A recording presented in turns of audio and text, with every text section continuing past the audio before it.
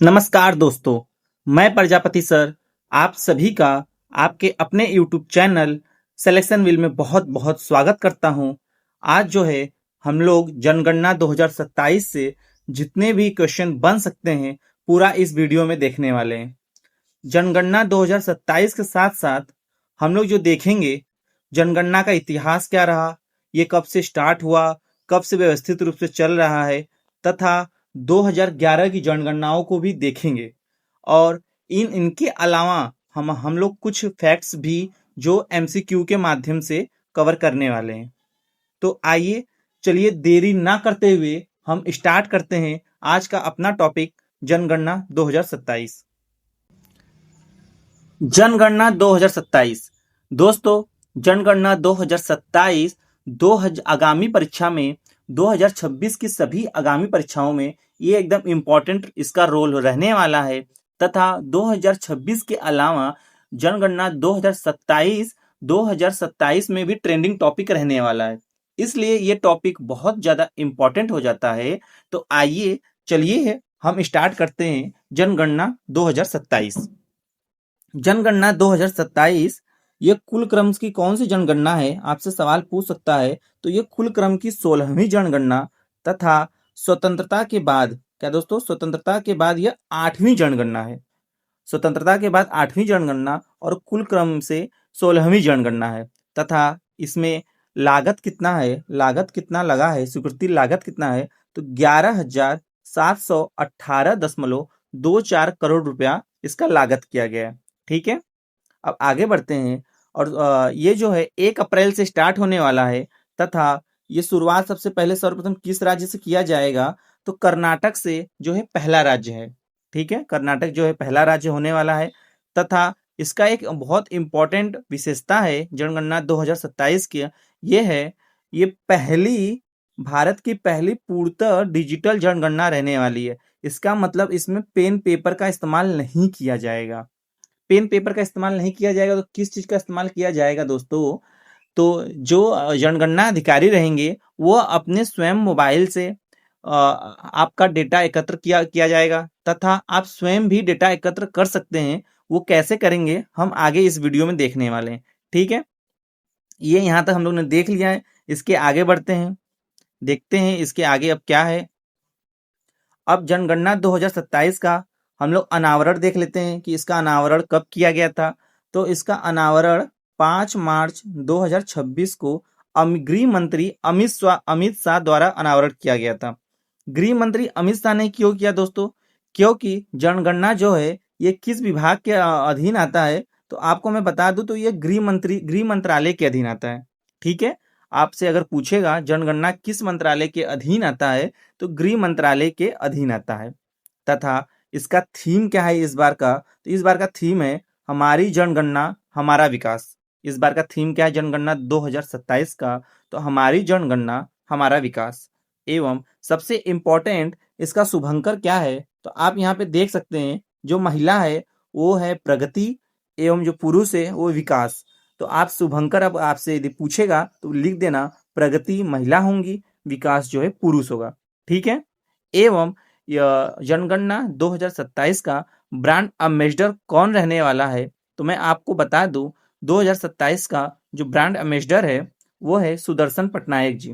क्या दोस्तों, सुदर्शन पटनायक जी जो है 2000 जनगणना 2027 के ब्रांड एम्बेसडर रहने वाले हैं, जो एक प्रसिद्ध सैंड आर्टिस्ट है। सैंड आर्टिस्ट का मतलब रेत में जो आर्टिस्ट रहते हैं दोस्तों, उसको सैंड आर्टिस्ट कहते हैं। ये रेत में बहुत अच्छे अच्छे चित्रकारियां करते हैं।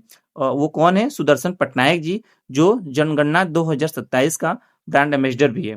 ठीक है, हम लोग आगे बढ़ते हैं। इसके बाद देखते हैं जनगणना 2027 से रिलेटेड बहुत सारी महत्वपूर्ण तिथियां एवं चरण। ठीक है, पहले देखेंगे जो 2 चरणों में ये विभाजित होने वाला है जनगणना 2027। पहले चरण जो है, पहला चरण है जो मकान का सूचीकरण एवं आवास गणना संबंधित रहने वाला है। क्या दोस्तों, पहला चरण जो है मकान सूचीकरण एवं आवास गणना संबंधित रहने वाला है तथा चरण दूसरा जनसंख्या गणना से आधारित रहने वाला है। ठीक है, वो कब स्टार्ट होगा, कैसे स्टार्ट होगा, आइए हम लोग देखते हैं। चरण 1 है जो है और इसकी अवधि रहने वाली है 1 अप्रैल 2026 से 30 सितंबर 2026 तक। ठीक है, इसमें क्या क्या शामिल होगा, इसमें क्या क्या आपकी गणना की जाएगी, तो इसमें जैसा कि चरण 1 में लिखा है मकान सूचीकरण एवं आवास गणना, तो उस हिसाब से पहला हम लोग जो इसमें मकान की स्थिति देखेंगे, पानी देखा जाएगा, बिजली कनेक्शन है कि नहीं है, तथा संपत्ति कितना कितना है, पूरा उसका विवरण जुटाया जाएगा चरण 1 में। ठीक है, तथा चरण 2 में जनसंख्या का गणना किया जाएगा। इसमें इसकी अवधि जो रखी गई है फरवरी 2027 से स्टार्ट होने वाली है, तथा संदर्भ तिथि एक है, वो क्या है, 1 मार्च 2027 तक अधिकांश हिस्सों में ये पूर्ण कर लिया जाएगा। क्या, चरण दूसरा जो जनसंख्या गणना है, इसे 1 मार्च 2027 तक अधिकांश हिस्सों में पूर्ण हो जाएगा। ठीक है, और तथा कुछ क्षेत्रों में जैसे बर्फीले क्षेत्र हैं, बर्फीले क्षेत्र कैसे कैसे, जम्मू कश्मीर, लद्दाख, हिमाचल प्रदेश और उत्तराखंड जैसे बर्फीले क्षेत्रों में ये एक पहले ही स्टार्ट हो जाएगा। वो कब स्टार्ट होगा, तो 1 अक्टूबर 2026 ईस्वी को स्टार्ट हो जाएगा। तथा और इसके अलावा अधिकांश हिस्सों में जो है 1 मार्च 2027 को स्टार्ट होगा, मतलब कंप्लीट हो जाएगा। ठीक है, और अब ये हम लोग देख लिए हैं, इसके आगे हम लोग बढ़ते हैं। इसके आगे जो देखेंगे 2000 जनगणना 2027 की विशेषता क्या रहने वाली है। पहला विशेषता तो है ये पूर्णतः डिजिटल जनगणना है। आपसे ये बहुत बार ऑप्शन में पूछ सकता है, ये पहली है जो पूर्णतः डिजिटल जनगणना है, इसमें पेन पेपर का यूज नहीं होने वाला है। इसमें क्या यूज होने वाला है, आइए चलिए देखते हैं हम। पहला जो यूज होगा जनगणना कर्मियों के लिए, वो बॉयड मॉडल पर आधारित है। क्या, जनगणना कर्मियों के लिए बॉयड मॉडल जो कहते हैं ब्रिंग योर ओन डिवाइस आधारित है। इसमें क्या होगा, कर्मचारी जो है अपने मोबाइल या टैबलेट के माध्यम से डेटा भरेंगे।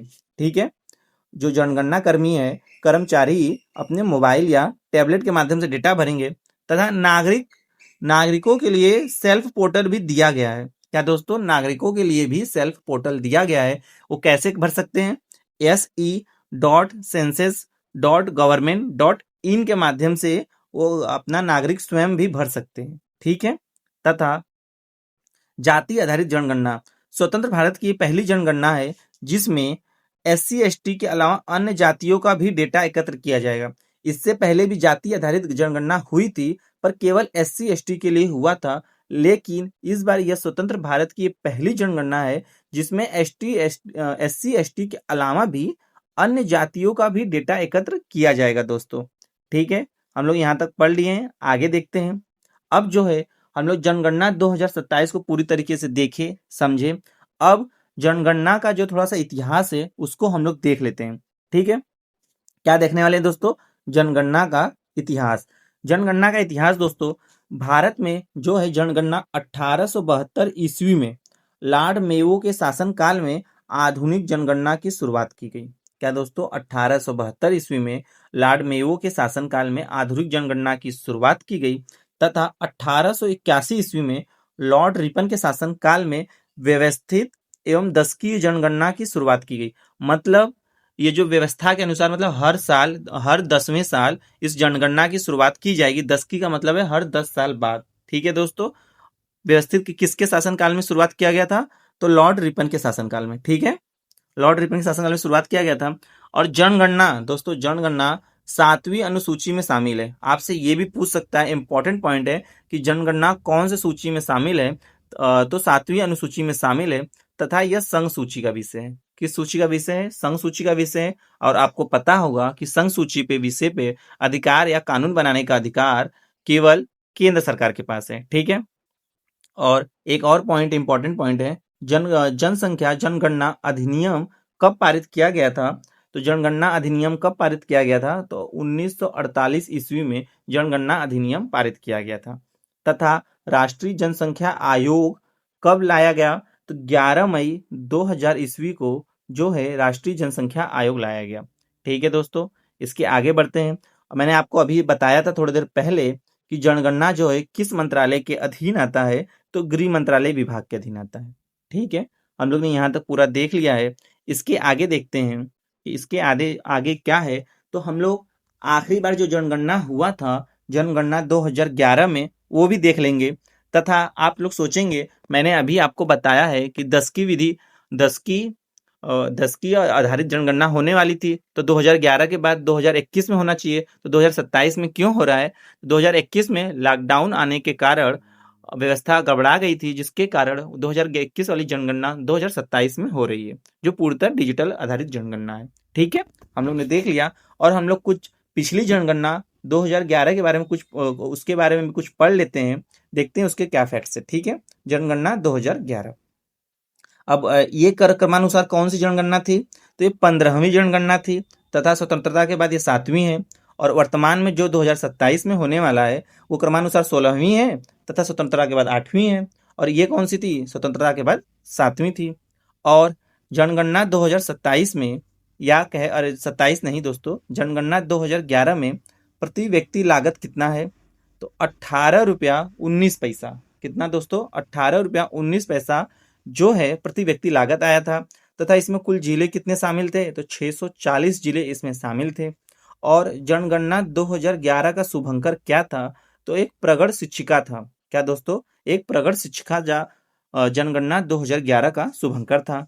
और जनगणना 2011 का आदर्श वाक्य क्या था? तो हमारी जनगणना हमारा भविष्य। ठीक है। और 2027 का क्या है? हमारी जनगणना हमारा विकास। ठीक है, पूरा क्लियर हो गया है दोस्तों। आगे बढ़ते हैं। 2011 जनगणना से संबंधित कुछ इंपॉर्टेंट फैक्ट्स है, उसको भी हम लोग देख लेते हैं। जो 2011 जनगणना के मुख्य आयुक्त कौन थे? तो सी चंद्रमौली जी, जो दोस्तों है 2011 जनगणना के मुख्य आयुक्त थे। तथा उस समय भारत की कुल जनसंख्या कितनी थी? तो 121.08 करोड़। ठीक है दोस्तों, कितना? 121.08 करोड़ उसकी उस 2011 की जनगणना थी। ठीक है, तथा इसमें जो 10 की वृद्धि दर हुआ था, कितना हुआ था? तो 17.7% 10 की वृद्धि दर था। कितना दोस्तों?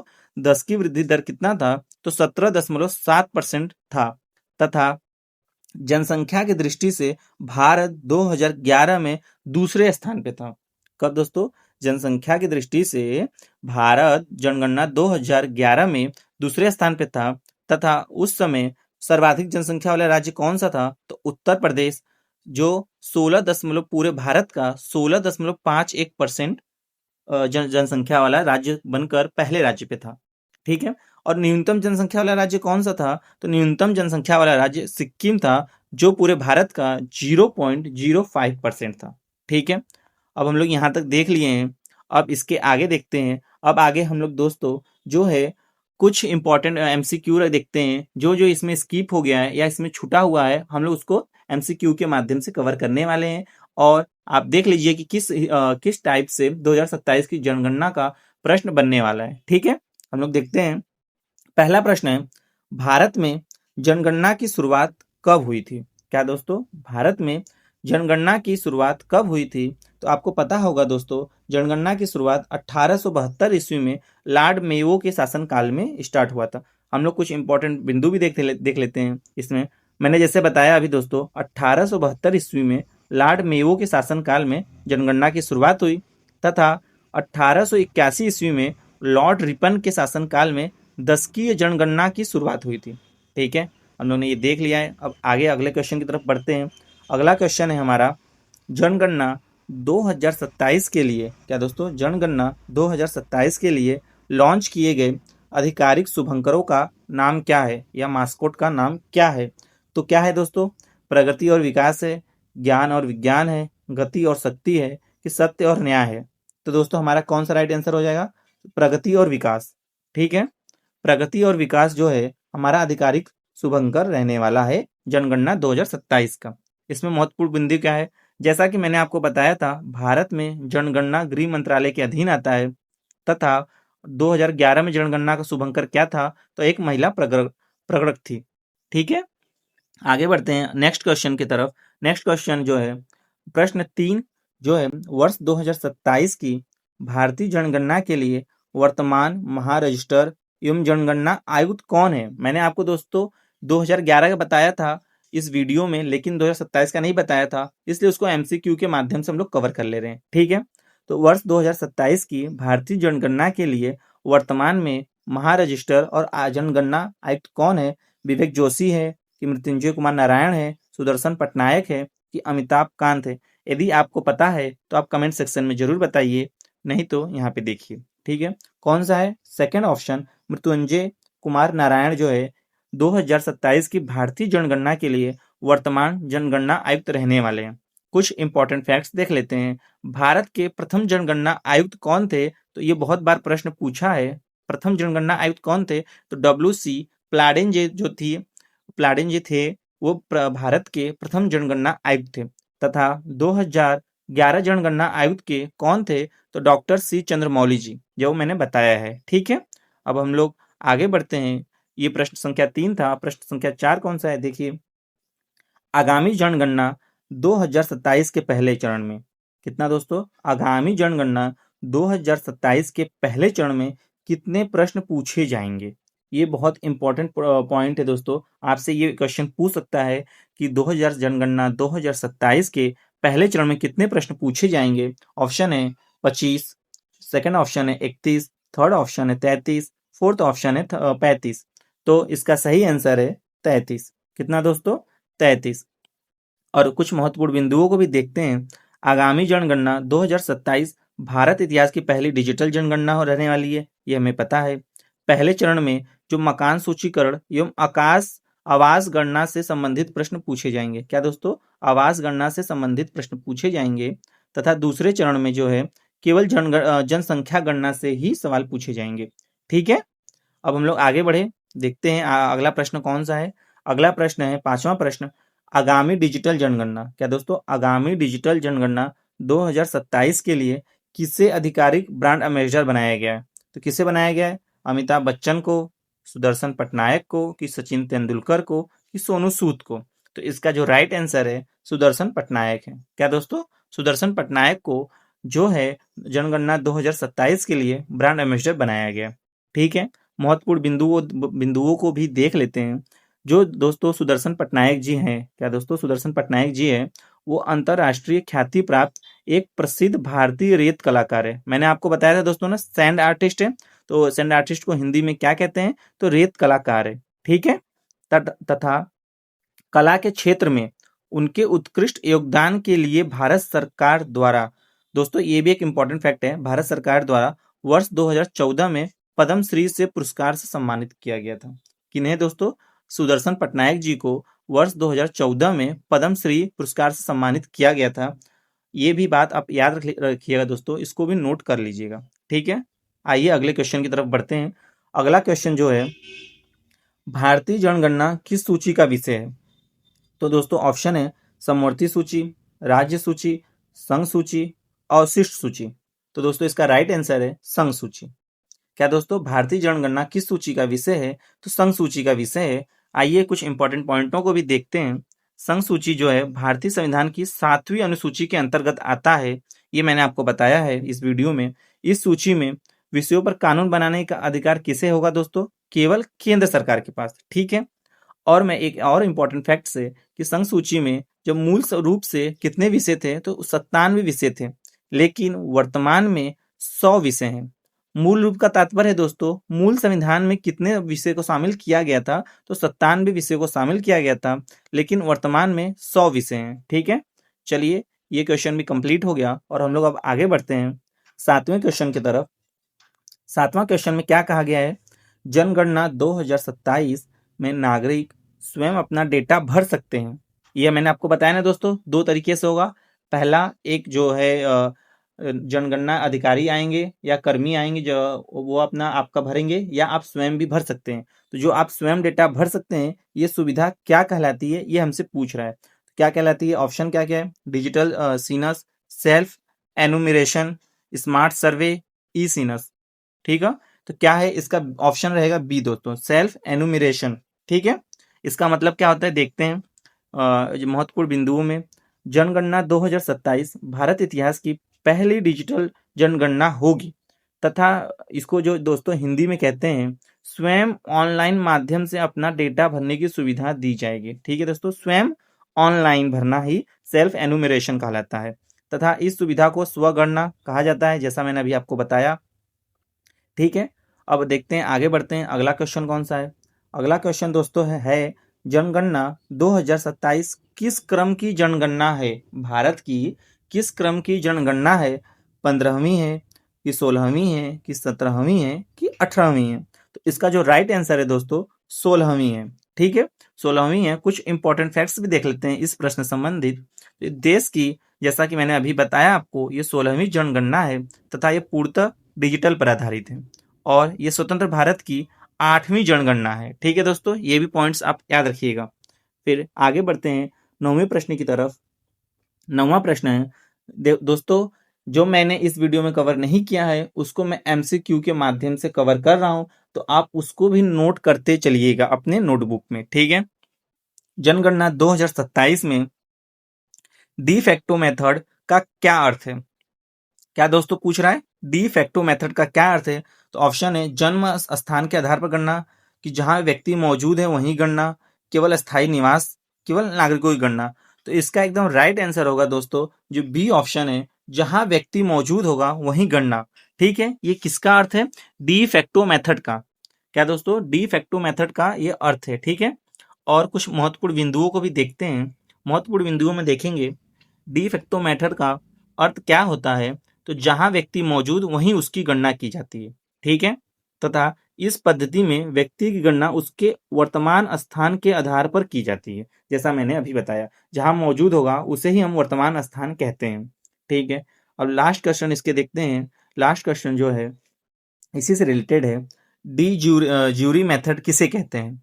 डी ज्यूरी मेथड किसे कहते हैं दोस्तों, दो मेथड है, एक डी फैक्टर मेथड है, फैक्टरो मेथड है, तथा एक डी ज्यूरी मेथड है या ज्योर मेथड है। इसके ऑप्शन क्या है, पहला है अस्थायी निवास, दूसरा है अस्थायी निवास के आधार पर गणना, केवल शहरों की गणना, केवल पुरुषों की गणना। तो दोस्तों इसका मतलब होता है, इसका राइट आंसर है बी, अस्थायी निवास के आधार पर गणना। ठीक है, और कुछ महत्वपूर्ण बिंदुओं को भी हम लोग देखते हैं। महत्वपूर्ण बिंदुओं में पहला देखेंगे, डी ज्यूरी मेथड अस्थायी निवास के आधार पर की जाने वाली गणना को कहा जाता है तथा इसमें किसी व्यक्ति को उसके अस्थायी निवास पर गिना जाता है। ठीक है, यानी व्यक्ति जहां सामान्यतः रहता है वहां उसे गणना में शामिल किया जाता है। डी ज्यूरी मेथड और डी फैक्टरो मेथड में थोड़ा सा ही डी ज्यूरी मेथड में अस्थायी निवास के आधार पर ही जनगणना किया जाता है। क्या दोस्तों, डी ज्यूरी मेथड में किससे संबंधित है, तो अस्थायी निवास के आधार पर जनगणना किया जाता है। तथा जो है हम लोग इसके पहले जो पढ़े थे, डी फैक्टो मेथड में किसका अर्थ है, जहां व्यक्ति मौजूद होगा वहीं गणना किया जाएगा। आप ये दोनों भी इंपॉर्टेंट पॉइंट है दोस्तों, इसको भी आप नोट कर लीजिएगा। तथा इसी के साथ ये लास्ट क्वेश्चन था और ये वीडियो यहीं पे समाप्त होती है। यदि आपको वीडियो पसंद आया है तो आप एक लाइक और कमेंट जरूर करिएगा, तथा आपको किस टॉपिक पे वीडियो चाहिए अगला, आप कमेंट सेक्शन में बता सकते हैं। ठीक है दोस्तों, गुड बाय, थैंक यू।